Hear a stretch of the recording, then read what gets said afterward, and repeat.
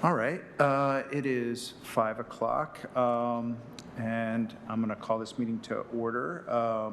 Casey, could I get a roll call, please? Katie? Present. Christy? Present. Dan? Present. James? Present.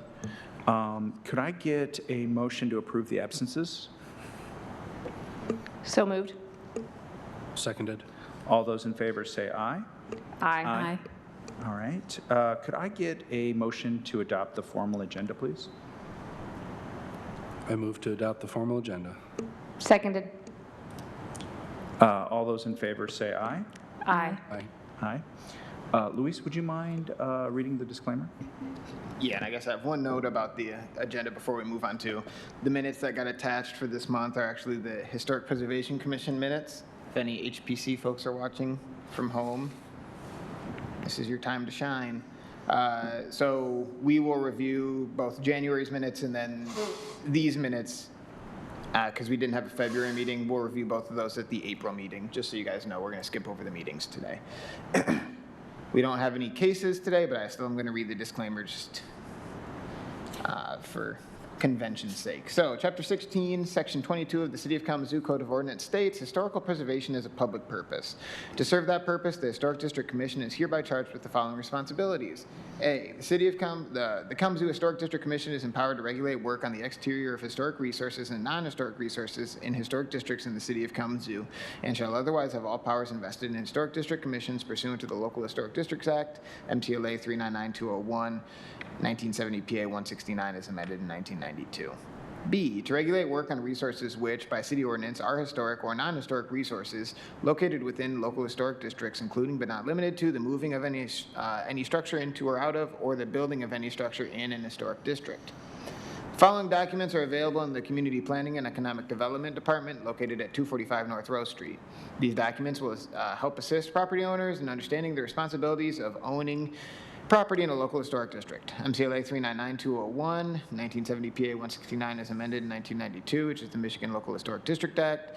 Code of Ordinances of the City of Kalamazoo, Michigan, specifically Chapter 16, which deals with historic districts. Secretary of the Interior Standards for Rehabilitation and Guidelines for Rehabilitating Historic Buildings, 1990. Standards and Guidelines for Kalamazoo Historic Districts and Maps of Kalamazoo Local Historic Districts. These documents and maps are also available on the City of Kalamazoo website at www.kalamazooCity.org/historic preservation. Thank you so much, Luis. Yep. So then I guess we're moving on to the action item of appointment of Nelson Nave to the commission. Yep. So Nelson, if you want to come up, commissioners may have some questions for you. I won't speak for the commissioners, but if you guys have any questions for Nelson. I did wear my green today. I trust that folks had an opportunity to review the resume that Nelson provided and then the application. I redacted it all, so your address is not listed on there, but to see what he used to apply with and then the resume to see the work that he's done in the past. So if you guys have any questions, I'm sure you guys recall this process from previous times when we've had appointments. So I'll pass it over to you all. Would you like to hear why I'd like to be on the commission? I would love to. And with that resume, you know more about me than most people. I'd like to join your commission. I've lived on South Street since 1999 and just found out that we live in the downtown neighborhood. It was never a neighborhood before. It's a new neighborhood, the downtown neighborhood. I care about the historic districts very much. I worry about them, and we need to protect them. The construction that's going on in the districts, there's wrong construction, illegal construction, bad construction, and future development coming. So I worry about all that. Oh, construction against the Secretary of Interior guidelines. The districts and historical Kalamazoo are losing respect, I think, by the City Commission and their employees and the public. They care more about the stadium.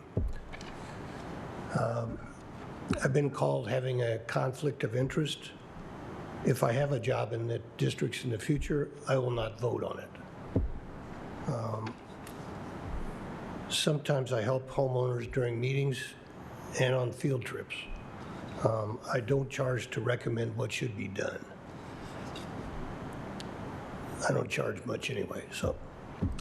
I do have an ongoing project I wanted to admit. It's called the Bixby House. It's the southwest corner of Rose Street and Walnut. It's a big, tall, white with blue trim. It's got a tower. They found an old picture of it back in the 1800s in the library with a fancy porch that must have rotted off. So they'd like to do a porch. So that's what I'm working on. And I won't vote on it when it comes in front of you. I always tell people who complain about the HDC, it's cheaper to fix the old than to change it. So that's me. Thank you much, Nelson. Yeah, Any thanks. questions, anyone? So for the conflicts, like, you're still a practicing architect, correct? Yes, ma'am. Okay. So is it, he can just not vote on those if they come here? What's the process? I'm just curious. Anytime there's a conflict of interest for any of you, it is incumbent upon that commissioner to say before the vote happens that there's a conflict of interest, and then you would state why you will not be voting. Got it. You cannot simply abstain because you don't like a vote. So the only example that we've had, and I don't mean to call you out, Jimmy, is when there was a time when Jimmy was like, hey, I used to rent from this guy, so I'm going to abstain from the vote. And he mentioned that before it got to the voting point. Okay. So it's not like we're hearing the entire discussion and then it's like, oh man, I really don't want to vote. And then you get to the point where it's like, hey, I'm just going to abstain. Got it. And I will ask anyone, they do not provide an explicit reason why they are not why they're abstaining. I will ask them to provide that reason why they're abstaining. Okay. In addition to that question, you asked whether or not, Nelson was a practicing architect, and I think that your stuff said you're a licensed architect in the state of Michigan. Yes. That is one of the positions that I have not had filled in this commission since I have been with the city, except brief time that the previous chair was here. So that is something that we've been looking for a while as well, is having an architect on the commission. Very insightful questions. Thank you. When you were on the commission before, how did you navigate those? Did you just like we said, just abstain? Same thing. Yeah, so this is not new. I don't do that much work in Vine or Stewart, but I do a little. Okay. Sometimes it's interior, When did you previously serve on the commission? When? Yeah, when? I think it's been at least 10 years since I've been off.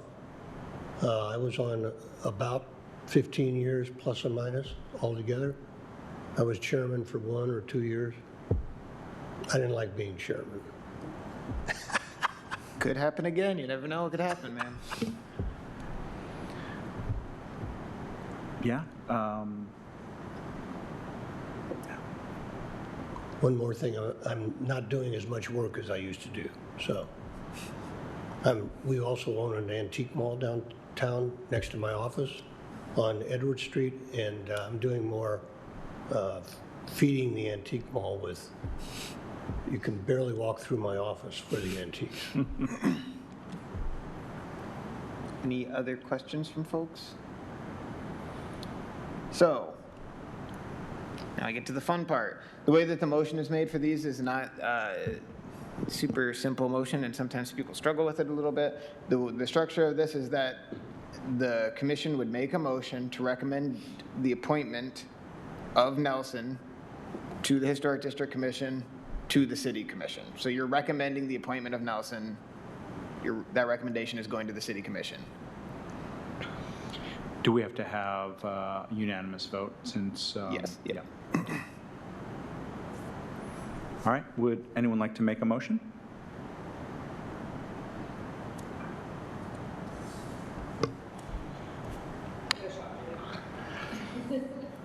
I recommend to approve the appointment of Nelson Nave to the City Commission. No?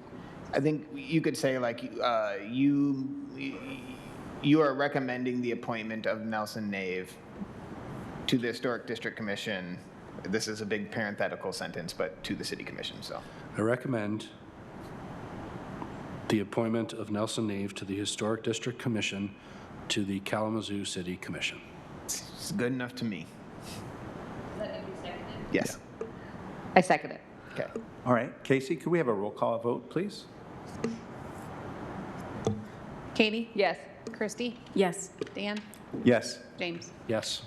Okay, so your recommendation for appointment has been approved. So what will happen next is I will write a memo that will be sent up to the city commissioners. Hopefully we can get it in, I mean, I can write it tomorrow, but hopefully we can get that written in time so it can be included on the next city commission meeting. I will let you know what the outcome, you can also watch city commission meetings from home, everyone. But we'll let you know what happens of that, and then I'll let you know the next steps and stuff too. Then we have, assuming you got appointed to the Historic District Commission, we have to get you a name placard unless you've kept one at home. Is that a So, regular city commission meeting? yes, yep. So not next week, but the following week is the next regular city commission meeting, so. Okay, All right. Thanks you. so much Yeah. for volunteering. thank you. Thank you. Yep. Yes, it is a volunteer position, by the way. Oh, Yeah. okay, Who's been paying great. me And then moving on to the annual report reviews. Yes. So I included two because one is required, so the CLG report is required, and the other one is just something, I guess, that's also required by the city. Most of them have the same information, or both of them have mostly the same information between the two of them. I won't, I guess, bore you guys by reading through all of them, but I just kind of want to look at the numbers that we have for both of these. And then talk about some of the highlights maybe too. And then if you guys have any questions, please feel free to ask any questions of me. So I'm going to kind of fluidly go back and forth between both the CLG and then the file called CLG Annual Report and then the 2025 HDC Annual Report, just so you guys know where I'm going. So in the City of Kalamazoo Historic District Commission Annual Report, I said that we had 127 project applications. We had 2 that carried over from last year into this year, so we got 118. Excuse me. We got 2 that carried over from 24 into 25. We received 118 unique new applications in 25. So that's up from 2024. We got 12 more in 2025 than we did in 2024 applications. So I think we had a good approval rate last year, I think, too, and we worked with folks. The only denial that we had was for 1009 Oak, which is where the windows were removed, and then I think like a vinyl window got put in or something, and they wanted to keep those. They came back and they put in a window that, I can't remember what window exactly it was, but then they did get approval. So I hate to even say that it was a denial because they came back, but that was the only denial that we had, right? We had less HDC cases, I think, than the previous year, but more cases overall, it looks like. And I'll check actually on the next one because now I can't remember. But when we look back over at the CLG annual report then, we did have 2 notices to proceed that were applied as well. We didn't have any appeals. I don't think we've actually had any appeals since I've been here, so good for us, right? That's a positive. The thing that I wanted to point out was, well, let me say a couple more things about properties. We also had a couple of demos in the historic district as well. So the 3 properties at 107 West Vine got approved by you guys, and then 115 West Vine also got approved. Those were both for Jamari Bogan's project, I believe. That was a hard one to count because it was asking the number of properties that were going to be demoed, and one parcel had 3 properties. Jumping back up a little bit on that CLG annual report, CLG section B that's on page 3 of the document asks if we actively worked on or completed any historic resource surveys, and we did. So we got back from Kramer Design Group this year, which is a firm in Detroit. That's where their office is in Michigan. Some work that we started 22, I think. So, you know, it was a long process, but it was a lot of work. We got back 4 survey reports. So Northside, Oakwood, Douglas, and Southside all had historic reconnaissance surveys that were completed. So I'm not even going to pretend to do the math, but a lot of resources were then looked at for all of those. So Northside alone had 1,500 properties in it. So that means pictures were taken for each of those properties, and then a narrative report was written up for the entire neighborhood as well. So it takes a lot of work then when you look at, I'm going to actually try to do the math now, you know, over 3,000 properties, maybe 3,500 properties were looked at. That's a lot of pictures not only to be taken of all those properties, right? We had a lot of volunteer work from the community to do that with our Inventory Kalamazoo project. I don't know if any of you guys remember that, but also that means that these forms need to be filled out 3,500 times. So like more or less, they had streamlined this process a little bit, but you know, talking about what is the form of the house, what is the shape of the roof of the house, what are the exterior cladding materials for the house. It's a lot of work, so it's not a surprise that it took 3 years. I think that that's a really big landstone for us, though, to have not only these reports back, but with these reports back, I'm closing kind of this chapter on the Inventory Kalamazoo project that we've been working on for the past, because since I've started with the city now in late 21, we've gotten back surveys now for over 6,000 properties. So Edison had 3,000 properties in that neighborhood. Edison is a large neighborhood. And then this effort was also over 3,000 properties. You think about the city of Kalamazoo, it's roughly 24,000 parcels. So that means about 1/8 of the city has been re-surveyed for historic significance realistically within, what, the past 5 years. So, you know, people probably think like, come on, man, keep going, keep doing them. There are real bottlenecks that I think you can run into. So every time I get those done, I'm just dropping them on the desk at SHPO too. And it's not, you know, that's a lot of stuff just to give back to SHPO. They dropped off paper copies of those surveys to me. You know, it's a lot of paper. 3,000 pages is a lot of pages in binders. So that was a big deal that I wanted to share on here because I think it's a positive as well. Otherwise, the report, there's nothing really, I don't think, crazy on these reports. I don't know if you guys have any questions, but I'm happy to answer any questions that you may have about either of these reports. Was there any? Make sure your microphone's on too, sorry. Oh, sorry about that. Were there any surprises in the survey? Like anything we didn't know before that the survey brought to light? It's a lot of reading. I still truthfully have not gotten all the way through all of them yet. I won't lie to you guys. I think that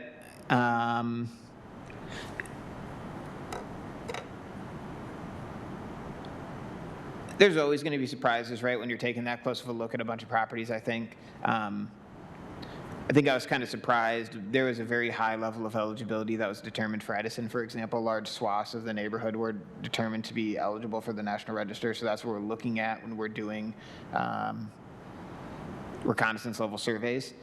That has a host of accompanying considerations that come with it when you become eligible for the National Register.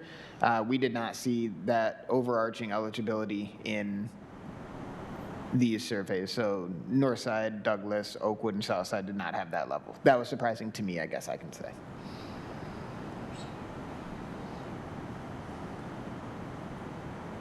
Other questions from folks?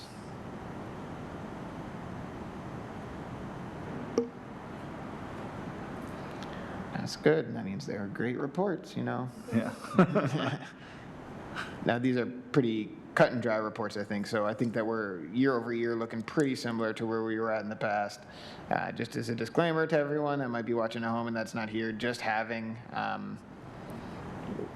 survey done does not mean we're making a new historic district either. So I just want folks to know that. I did share them with SHPO already, so there's that as well. So. Right. Yeah, nothing else on that then? Nope. No, Yeah, we can move Yeah, into... it seemed like it was a good year. Like, Yeah. it felt good. Okay, then, do we have any public comments out there at all? See some faces? Doesn't look like it. We don't have any application reviews. Are you doing a coordinator's report this round? Yeah, a couple things to share, first of all. So I think that I'm guessing that some of the folks that aren't Nelson that are in the crowd today are students, I'm guessing. So sorry that we didn't have a super exciting meeting with application review this time. Always welcome to come back at another meeting if you'd like to. But we decided to have this one because we had a little bit of housekeeping that needed to get taken care of, first of all. Also, just wanted to say that we just wrapped, as the City of Kalamazoo, most of our neighborhood meetings for the Design It phase of the Imagine Kalamazoo process. So, we just had Burke Acres, which is the northeast farthest neighborhood in the City of Kalamazoo, over the river, last Thursday. We had great engagement throughout all of those. We're still going to have a couple more meetings coming up in the future that I think everything is online on the Imagine Kalamazoo website through the City of Kalamazoo, so feel free to go there and check out updates if you'd like to see them. Nelson being here today, I think, is like, what a perfect coincidence or serendipity, whatever you want to call it. If you guys know folks who you think would be interested in being involved in one of the 2 historic committees, I think this is a great time to put out the word, let them know that we can still use new people, obviously, and the HPC could also use new people. The only difference between the 2 commissions, there's lots of differences between the 2 commissions, right? Everyone is individual, but the only difference for eligibility is that for the HPC, you do not have to be a resident of the City of Kalamazoo, so you can be like a township resident if you wanted to. We have a couple more spots. Majority of the members must be city residents, but we can have a minority then be folks that do not live in the city. You must be a city resident for this board. All of you guys wouldn't have made it this far if you weren't a city resident. I would have caught it earlier and let you know, like, hey, sorry, you're not eligible for the board. So if you guys know folks, I think that we just did, or I know that we just did kind of a push recently on social media and some other ways to call for members, but word of mouth can't be beat for a lot of these things too. So if you guys know anyone, please do reach out. Are you eligible to be on both, or is it one or the other? At the same time, Yeah. you'd have to get a special permission from the city commission, is my understanding, to sit on 2 boards at once. Because, I'm termed out here, Yes. and so I imagine eventually someone's going to be here, hopefully. Yes. And then when that happens, I enjoy it, so I would. So I mean, at that point, once you do, you're in a very unique position, right? But once someone replaces you, you could certainly just immediately apply for the HPC. Okay. Nothing's stopping you from doing that one. Okay. So nothing's holding you here right now, but I appreciate your continued service, Dave. How do we replace him, though? Because he's been talking about this since I joined. We find someone to, we still don't have full Okay. membership, right? I'm just kind of hanging out until there's enough people, and then I'll drift off. Yep. Drift. Okay. How many open seats do we have on this board still then? Assuming Nelson gets approved while Dan is still here, do we have There's 1 or 2 vacancies then? 4 of you right now, but Dana could also be here, so that's 5. So once Nelson potentially gets approved, we'd be up to 6, but you have to think that both Dan and Dana are over. So that means that if you take away those 2, we'd be down to just 4. So we have 3 openings on the board. Not good at math, complex. I'm whipping them out fast today. All right, Yeah. Danny boy, you're going to start promoting this in Yeah, I should. all your coffee shops. I Put up should. a little flyer. Yeah, I Yep. should put up a flyer. Free coffee if you join. That's not, maybe a discount. Just 1 cup. Yeah. So we can talk about that, but if there are folks, let me know. I will go and meet with them, and we can, I didn't do this with you, Nelson, so don't feel slighted, but generally if there's someone that's new to it, I'll sit down, have like an interview with them previous to them coming here, just to let them know, hey, here's what you're getting into, here's what this commission does. So if folks have questions, feel free to send them my way, 100%. If we had, I think when James and I had joined, there may have been other applicants as well. Is it worth, or would you be allowed to reach back out to those previous applicants?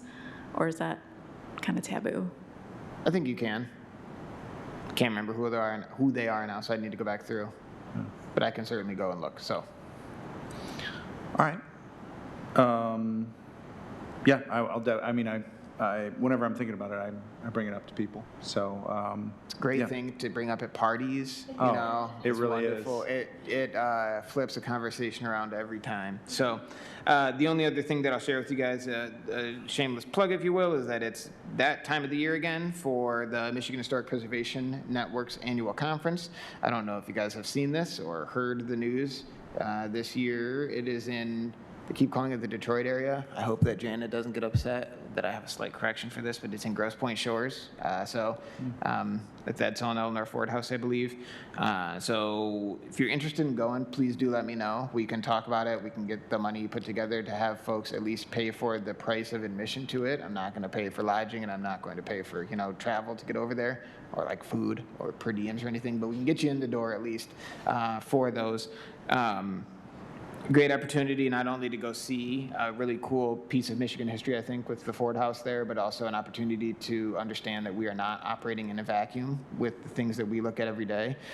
Even some of the things, that Nelson pointed out of some of the concerns that we might have about preservation. These are things that are felt across the entire state, and I'm sure they're felt across the nation.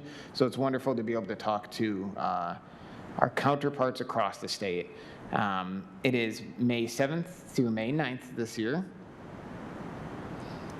I will be speaking at 2 sessions in one day. I didn't know they were in the same day, and I'll be speaking at one of them with one of your HPC counterparts, Kayla Akina, as well. So, and Pam O'Connor will also be speaking at one of them. So, there's going to be some Kalamazoo representation there. It's not as long of a drive as it was to Sault Ste. Marie, I assure you that. So, even if you guys are only able to make it for one day, or whatever your situation is, let me know. We can talk if you guys want to pursue getting the tickets for it. MHPN.org, I think, is the website. You can go and check out the brochure. You can check out, they have what they call a la carte options for attending the conference. So you can go and kind of look, like maybe there's only a couple sessions you want to go to. You don't need to pay for the entire thing as well. So let me know if you are interested, and we will get you there. Well, we'll pay for you to get in the door. I can't guarantee I'm going to get you there, but we'll work that part out. So,